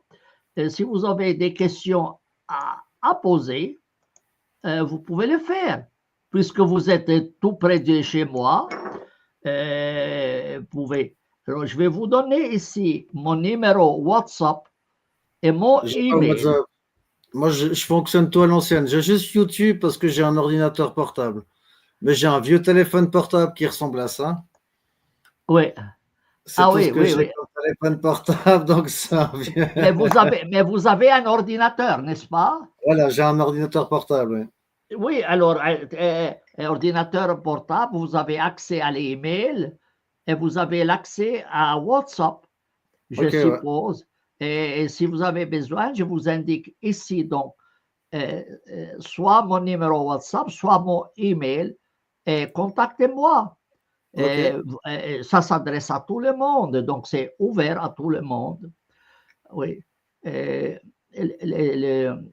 L'édition arabe du Coran, disons, oui, elle est à environ 10 exemplaires chargés d'Academia chaque jour. Il y a 10 personnes qui les téléchargent gratuitement de mon site Academia. Donc, elle commence à se faire connaître, mais il faut du temps. Mais il faut aussi quelqu'un qui commence. Il faut quelqu'un qui commence. Et il faut éduquer les musulmans et même soi-même à se poser des questions. On peut pas. Vous allez à l'université, ils ne vont jamais vous apprendre ce que j'ai dit aujourd'hui. C'est le principe de la philosophie. Oui, oui. Mais allez à Lausanne, dites, je vais étudier les erreurs linguistiques du Coran. Il n'y a aucun cours. Et ne vous donnez pas beaucoup de... Il n'y aura pas. Et même si vous allez à Harvard, vous dites, je vais un cours sur les erreurs linguistiques du Coran. Vous ne les trouverez pas. Vous ne les trouverez pas. Ce n'est pas pour me flatter, mais malheureusement, c'est ça. C'est ça. Donc, il faut bien quelqu'un qui le fasse. Par exemple, mon édition arabe du Coran, ou mes traductions du Coran français, anglais, italien, par ordre logique, vous dites, mais pourquoi Harvard ne le fait pas? Pourquoi Oxford ne le fait pas? Pourquoi Cambridge ne le fait pas? Pourquoi Paris, la Sorbonne ne fait pas une édition arabe du Coran par ordre logique en français? Disons que j'ai une petite idée, hein, mais dites, je vais ça pas le dire. m'intéresse. Parce que, Dites-la. je vais dire que c'est un peu des universités de gauchistes maintenant. Donc, mais moi, je peux vous donner la raison. C'est un peu trop à bien-pensance maintenant, les universités. C'est juste. Mais moi, je peux vous donner une autre réponse. C'est que l'enseignement du droit musulman ou de l'islam à Harvard est financé par l'Arabie saoudite. Alors, comment? Oui. Oxford. Qui a enseigné à Oxford l'islam? C'est Tariq Ramadan. Tariq Ramadan son salaire était payé par le Qatar. Mais Tariq Ramadan, c'est un... C'est quoi comme musulman, quoi, ça? Bon, oui, pas quoi qu'il en soit, mais alors, ce sont des universités... C'est un mélange entre le sunnisme, le chiisme, puis les frères musulmans. Mais pour cela, malheureusement, on n'a pas la liberté d'enseignement dans nos universités. Hein? On n'a pas la liberté ou on n'a pas d'experts. Moi, j'ai enseigné, par exemple, les fondements du droit musulman à Aix-en-Provence, Cergy-Pontoise, Grenoble, et aussi en Italie. Je dis, mais pourquoi vous appelez un chrétien suisse pour enseigner cette matière? Pourquoi vous ne prenez pas un Français? Le doyen me dit, mais on n'a pas d'experts. 60 millions de musulmans n'ont pas d'experts en droit musulman, non pas. Donc, ils ne savent même pas leur religion. Ils connaissent même pas leur religion. Oui, ils n'ont pas d'experts dans ce domaine. Moi, j'ai écrit un ouvrage sur les fondements du droit musulman. Bon, les fondements du droit musulman, je l'ai écrit en italien. Mais imaginez que c'est le seul livre en langue italienne sur ce sujet. Le seul. Voyez, pourtant, il y a des grands experts en islam dans les orientalistes italiens. Il y a des grands, mais ils n'étaient pas foutus à rédiger un ouvrage sur les fondements du droit musulman, qui est une matière importante. Moi, j'ai eu des étudiants de l'université de Venise qui étudiaient les professeurs viennent nous distribuer des feuilles séparées. Il n'y a pas de manuel. Il n'y a pas de manuel. Alors, qu'est-ce que vous voulez faire? Moi, j'ai écrit ce livre, il est d'environ 500 pages. 500 pages. Il est le seul en langue italienne. Il est enseigné dans les universités italiennes. Vous voyez? C'est ça le problème. Nous manquons d'experts. Puis, moi, chaque fois que je vais enseigner cette matière, le premier jour, j'ai déjà des plaintes de la part des étudiants auprès du doyen. Il lui dit, mais monsieur Aldeb vient raconter des histoires, il s'attaque, et ça ne va pas, etc. J'ai dit, eh bien, si ça ne vous plaît pas, ne m'appelez pas. Moi, je n'ai pas besoin de vous. C'est vous qui avez besoin de moi. Alors, au moins, vous me laissez la liberté de m'exprimer, non? Voyez? Et c'est ça les problèmes. C'est ça aussi les problèmes. Bon. Mais régulièrement, chaque année, quand j'allais enseigner la matière des fondements du droit musulman, j'avais des plaintes contre moi. Qu'est-ce que vous voulez qu'on fasse? Qu'est-ce que vous voulez qu'on fasse? Je n'ai pas eu de problème avec les Italiens. C'est vrai. J'ai enseigné à Palerme et à Trento. Là, je n'ai pas eu de plaintes. Heureusement. Parce que les mafieux m'auraient mangé tout cru. mais en France, c'était régulier. Non, mais je pense que la Camorra et compagnie sont plus catholiques que musulmans, donc ça va, quoi. Non, pardon, c'est un peu de l'humour. Hein, non, mais vous avez raison, Il faut avoir un peu d'humour, oui, autrement ça ne va pas. Voilà, donc, il y a quelqu'un qui écrit « Le livre est parfait, arrêtez de critiquer ». Et de quel livre vous parlez, mon ami Plasme FM? Il parle du tien, je pense. Non, mais c'est de l'humour, Plasme FM, je connais. C'est de l'humour, alors ça va. Si c'est deuxième degré, voilà, il y a un autre qui dit « J'ai appris que la pisse de chameau était considérée comme un remède en islam. » Oui, c'est vrai. Excusez-moi, vous m'excusez juste 30 secondes, je reviens. Allez-y. Le mec, mon chat qui vient de vomir sur. Oui, bien sûr. Il faut quand même faire attention. C'est l'effet que ça fait des fois. Oui. Les chiens, ils n'aiment pas trop l'islam. Les chiens, vraiment, ils ont un problème. C'est une espèce. Ils sont allergiques. À les cette chiens, oui. Allergiques. On parle de Coran, de prophète. Ah oui. Dis donc. Je comprends. Mais voilà, en tout cas, j'espère qu'on va pouvoir continuer. Et j'espère qu'il y a un maximum de monde qui viendrait.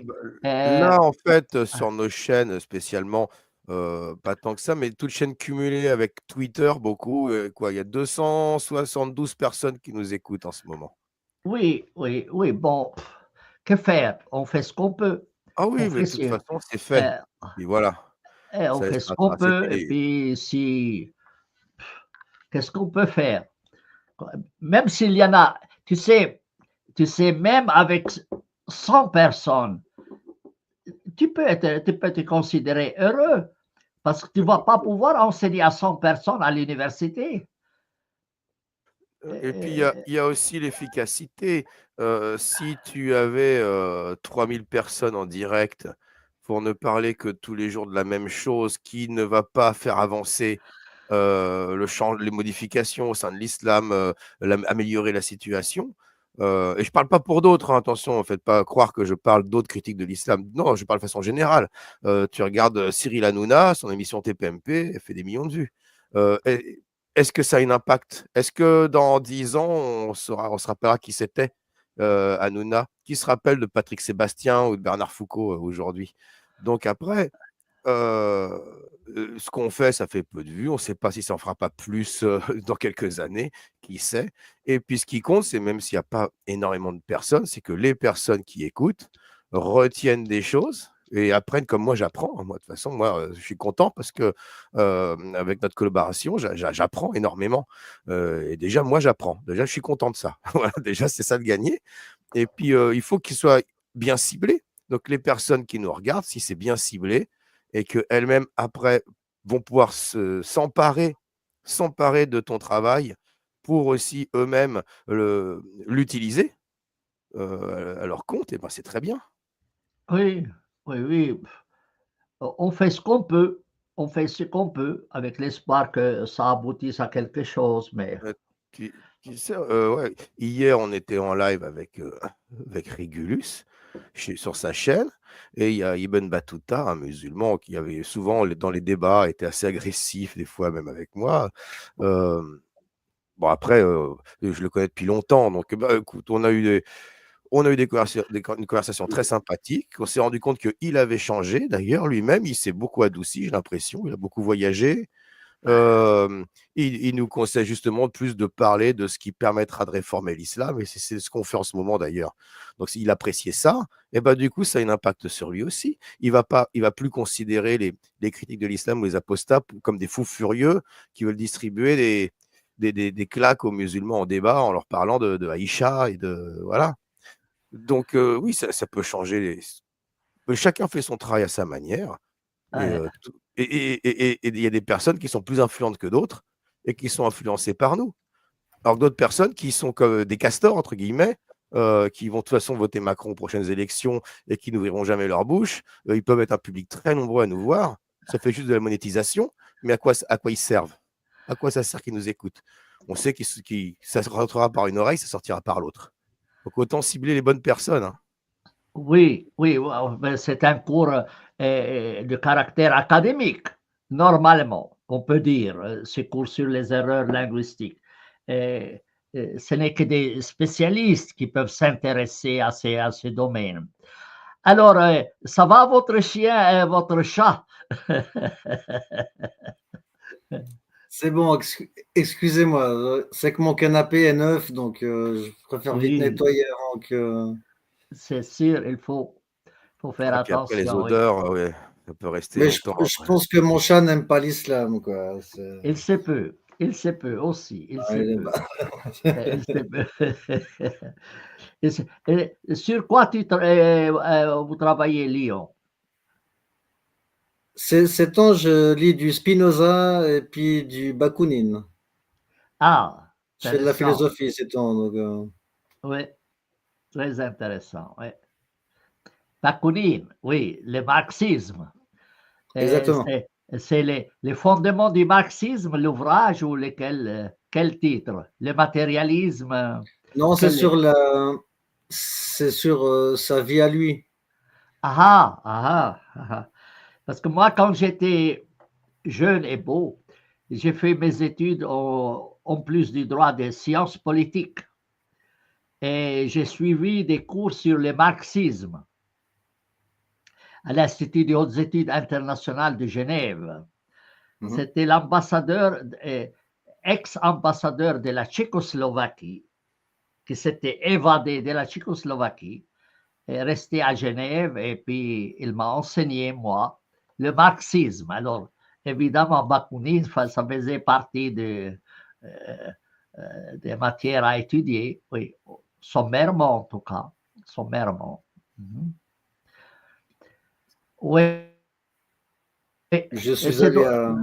Dites. Dites. Il y a eu un petit bug là de...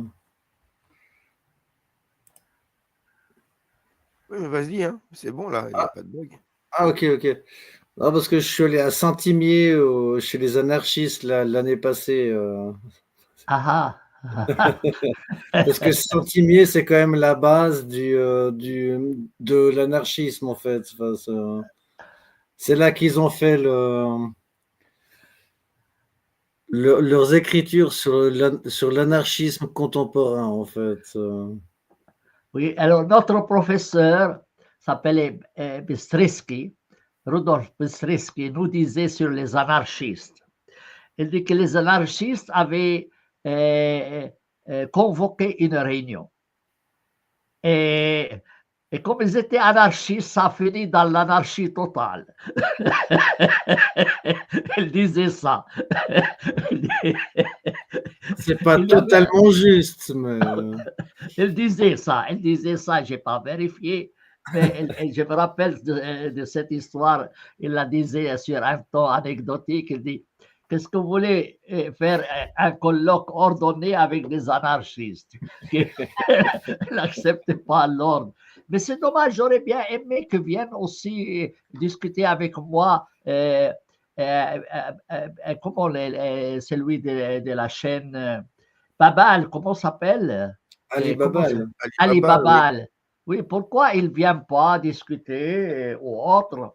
Mais bon. Ouais, il est tout le temps à débattre sur TikTok, à faire des lives sur sa chaîne. Après... Oui. Je l'aime bien, Ali Babal, il est cool. C'est aussi un lion, mais un lion de Roubaix. Moi, je suis un lion de Lausanne. Je suis pour le Lausanne Hockey Club, c'est pour ça. Ça fait 30 ans que je les suis. Donc, moi, je l'ai connu juste dernièrement. Je n'ai pas beaucoup de temps. Moi, j'ai une chaîne.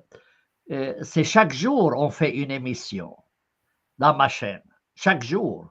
Mais majoritairement en arabe, évidemment. Là, oui, on fait un jour par semaine en français, parfois 2 fois par semaine.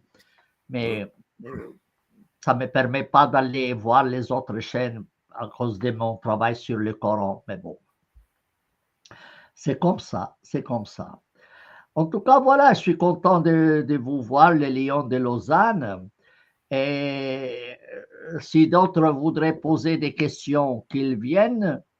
Et sinon, on arrête cette émission, Bébert, et puis on se donne rendez-vous à jeudi prochain. Hein? Monsieur Dr Samy. Oui, dites-moi. Je vous envoie un mail, puis si vous passez, enfin, si vous êtes sur Suisse et tout, on va se boire un café, et puis on peut... Vous êtes où? Moi, j'habite à Troyes. Par où? Je suis près de Lausanne, mais je suis à 20 minutes de Lausanne. Ah oui. Moi, je suis à Saint-Sulpice. Ah bah voilà, ouais. Très joli village. Enfin, très jolie ville, pardon. Non, village. Ah non, c'est un village encore. C'est un village. Une commune. Oui, c'est quand même 5000 habitants. J'aime bien aller pêcher là-bas au bord du lac. Oui, c'est sûr. On ira se boire un café, avec plaisir.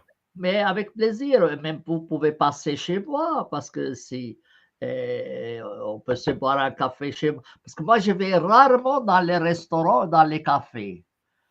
Rarement. Alors, je suis paysan de tradition. Et on ne va pas dans les cafés chez les paysans. Si, pour les bords du blanc. Oui, pour les Vaudois, évidemment. Pardon, oh là là. Non, mais bien sûr, le canton de Vaud, c'est connu. Dans l'institut où je travaillais, on faisait des réunions une fois chaque 2 semaines, ou comme ça, on convoquait les gens le soir. Mais la première question était: quand est-ce qu'il y aura la verrée, hein? Quand est-ce qu'on va boire? Elle dit, On mais est en attendez, Suisse, hein. eh oui, c'est inévitable, c'est On a du bon inévitable. blanc. Eh oui, c'est inévitable. Quand je me suis fait naturaliser, la commune d'adoption, c'était Vuissance. Ah, Vuissance. 800, ouais, je connais, ouais. Oui, connais. Alors, j'étais assez tôt le matin pour la réunion avec les conseils communaux. Et puis, ça s'est bien passé. C'est des paysans. Comme je suis paysan, ça m'intéressait leur travail, etc. Oh, vous êtes bien intégré, hein, vous vous intéressez aux paysans suisses. Je dis, bien sûr, j'aimerais savoir comment vous nourrissez vos vaches, etc. Et après, il dit, ah, reste encore une condition. Et laquelle? Il faut qu'on aille boire. Il faut qu'on aille boire. Alors, on est allé au resto du village et ça montait les escaliers là. Et puis, ils ont commandé du vin blanc. Puis, chaque fois que je buvais, ils le remplissaient. Il me dit, c'était une condition, monsieur Aldeb. Si vous ne buvez pas, on ne vous prend pas. Ah, les salauds. Ah oui, ils l'ont dit clairement. Ils l'ont dit non. Si vous ne buvez pas avec nous, si vous ne faites pas société, on ne vous prend pas. Alors, moi, j'étais à jeun. J'étais à jeun. Alors, je crois que j'ai bu 3 ou 4 verres à 10 heures, comme ça. En montant les escaliers, c'était facile, mais pour descendre, il fallait s'appuyer pour ne pas tomber. Parce que la tête tournait dans tous les sens. Mais bon. Quoique, si c'est les petits verres vaudois, ça va. Hein, Ah ben, à peine j'ai buvais un petit peu, le remplissait. Il faisait exprès pour savoir si c'était un bizutage. C'était une sorte de bizutage. Ah oui, c'est comme à l'armée. Oui. Je me rappelle de ces jours-là, j'ai dit, aïe, j'aurais dû prendre au moins le petit déjeuner, pas à jeun. Mais ça s'est bien passé. C'était bien passé. Et je me rappelle, c'était une famille paysanne de Vuissance, un de mes collègues d'études de l'Université de Fribourg, qui m'a dit, viens dans mon village, on te donne la naturalisation. Alors, j'étais invité dans la famille, et puis ils nous ont servi du vin, et puis il dit, ah, c'est à l'invité à tester le vin, à voir si le vin est bon. Alors, il me verse ça. Et puis moi, je ne connaissais pas les coutumes. Oh, je les bois, pas à goûter, mais comme ça, tout de suite. Ah, tout le monde me regarde et puis il commence à rire. Il commence à rire de moi. Et puis, après, j'ai appris que non, il fallait goûter, voir, et puis dire, oui, c'est très bon, oui. Alors, la prochaine fois que j'étais chez eux, ils voulaient faire le même coup. Ils m'ont dit, c'est toi qui vas tester le vin. Alors, cette fois, j'ai appris. Puis il dit, il a appris le type. Il a appris comment boire le vin. Et tu sais qu'il y a une commune à Canton de Vaud et qui, pour la naturalisation, ils ont dit, si quelqu'un ne partage pas le verre avec nous, on ne le prend pas dans la commune. Ah oui, ils ont dit non, parce que si vous faites partie de la commune, vous devez vivre la vie de la commune. Alors, ils mettaient des sandwichs, des choses comme ça. Bon, là, il était à la limite, mais le vin était pour eux sacré. Et si un candidat musulman venait pour être... Parce que tu sais, Bébert, chez nous, pour devenir suisse, il faut être accepté par une commune, par un canton et par la confédération. Il faut 3 étapes, tu vois, et la commune peut te refuser. Alors la commune, elle avait dit, s'il refuse de participer à ces séances de boire et des choses comme ça, on n'accepte pas. Les fêtes communales, de jamais venir aux fêtes communales et tout, de rester toujours entre eux. Oui. C'est ça que les gens ici en Suisse, nous, on aime rencontrer des gens, en fait. Oui, mais c'est ça. Ça fait partie de notre identité, de rencontrer des gens. Mais oui, on est comme ça.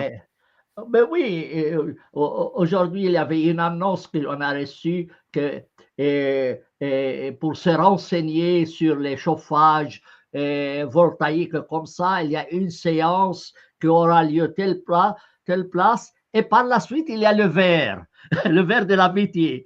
Ah oui. Ça fait partie de la coutume. Ça fait partie de la coutume. Bon, c'est joli, j'ai rien contre, au contraire. Après, on dort bien au moins. Oui, oui, oui. Mais tu sais, c'est le drapeau suisse, n'est-ce pas? C'est du blanc dans du vert, Dans du n'est-ce rouge. pas? Ouais, c'est Rouge et blanc. le blanc dans un verre. Bah oui. C'est le drapeau, le drapeau du canton de Vaud, ou comment ça s'appelle aussi Ah oui, c'est le drapeau vert et blanc, oui. Oui, c'est du blanc dans un verre. C'est ça, c'est qu'on disait. Mais mon professeur à Fribourg, lui, il avait un œil critique sur les cantons de Vaud. Il dit, ma liberté dans les cantons de Vaud, c'est sur le drapeau.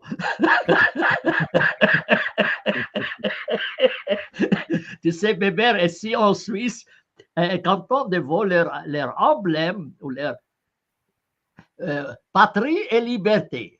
Patrie et liberté. Alors, mon professeur, il disait, ma liberté dans les cantons de Vaud, c'est sur le drapeau, parce que c'est quand même un canton très policier. Il disait ça, parce qu'ils étaient gouvernés par Berne, n'est-ce pas? Alors, ils ont attrapé un peu la maladie bernoise. Très réglementé comme ça. Mais bon. Bah, disons que quand j'ai fait mon service militaire, parce que c'est obligatoire chez nous, oui, on a tous l'obligation de faire le service militaire. Oui, oui, bien sûr, bien sûr. Oui. Notre devise à nous, c'était Semper Fi. Qu'est-ce que c'est ça? Semper Fidelis, toujours fidèle. Oui, bien sûr, toujours fidèle. Oui, oui, bien sûr. Oui, oui. C'était notre devise, c'était marqué ça sur notre écusson et tout.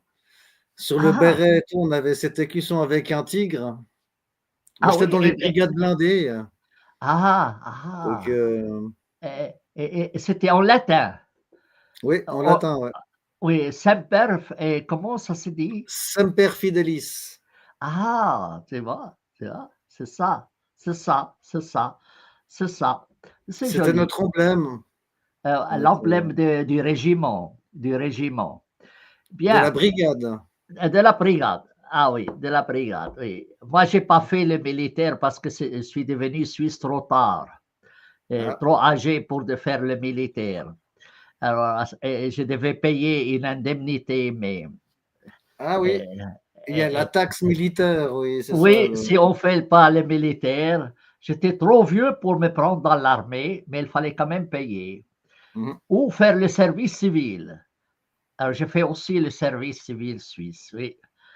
Bien. Alors, moi, on va arrêter ici, Bébert, et je remercie le Lion de Lausanne d'avoir animé cette soirée. Oui. En tout cas, c'était un plaisir. Merci, merci, merci. Écrivez-moi. Si vous avez des problèmes à télécharger l'un ou l'autre livre, vous me dites, et puis je vous les envoie avec plaisir, version PDF, forcément. Alors ça, c'est très gentil. Ouais, alors je remercie tous ceux qui sont sur le chat. Merci, Bébert. Salut, Bébert. Alors, on se donne un rendez-vous jeudi prochain. Voilà, à jeudi prochain, tout le monde. Je ferme le live comme ça. Allez, bonne soirée à tous. N'oubliez pas de vous abonner, liker, partager.